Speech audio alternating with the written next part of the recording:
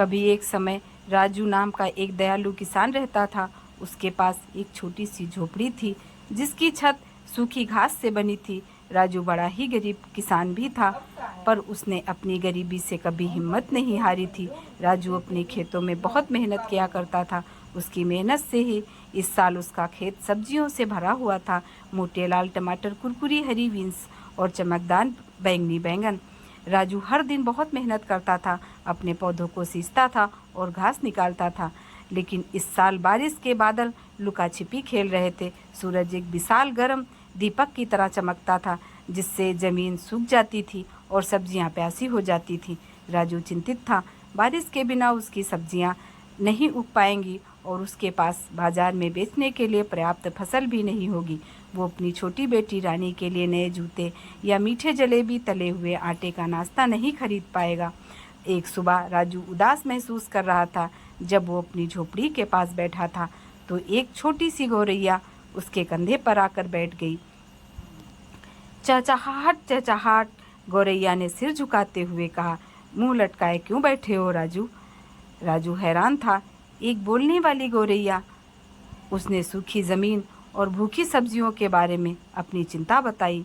गौरैया ने धैर्यपूर्वक सुना। चिंता मत करो राजू, वो चहचहाई, मुझे एक गुप्त स्थान का पता है। आम के ऊंचे पेड़ के पीछे एक छिपी हुई धारा बहती है। इसका पानी आपकी सब्जियों को फिर से हरा भरा कर देगा। राजू की आंखें चमक उठीं। उसने गौरैया को धन्यवाद दिया और उसकी बताई हुई बातों का पालन किया। सबसे ऊंचे आम के पेड़ के पीछे उसने एक जगमगाती धारा देखी, ठीक वैसे ही जैसा गौरैया ने कहा था। गरीब किसान राजू की कहानी। आम के बगीचे से पानी लेके आता हुआ राजू ने अपनी बाल्टी को ठंडे पानी से भर लिया और वापस अपने खेत की ओर दौड़ पड़ा। उसने ध्यान से प्रत्येक प्यासे पौधे के चारों ओर पानी डाला। सब्जियां खुशी से चहकती हुई लग रही थी। उनकी पत्तियां चमकीली हरी हो गई। कुछ दिनों बाद आखिर बारिश आ ही गई।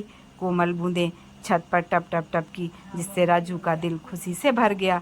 उसकी सब्जियां बड़ी और मजबूत हो गईं, चुनने के लिए तैयार। राजू ने अपने ताजे फल सब्जियां बाजार में बेची। उसकी मुस्कान सूरज की तरह चमक रही थी। उसने रानी के लिए नए जूते और जलेबियों का एक बड़ा डिब्बा खरीदा। मददगार गौरैया और छिपी हुई धारा की बदौलत सभी ने एक स्वादिष्ट भोज का आनंद लिया। उस दिन से राजू कभी भी छोटी गौरैया की दयालुता और छिपी हुई धारा के जादू को नहीं भूला। वो जानता था कि भले ही चीज़ें मुश्किल लगती हैं, वहाँ हमेशा थोड़ा जादू खोजने के लिए इंतज़ार कर रहा होता है।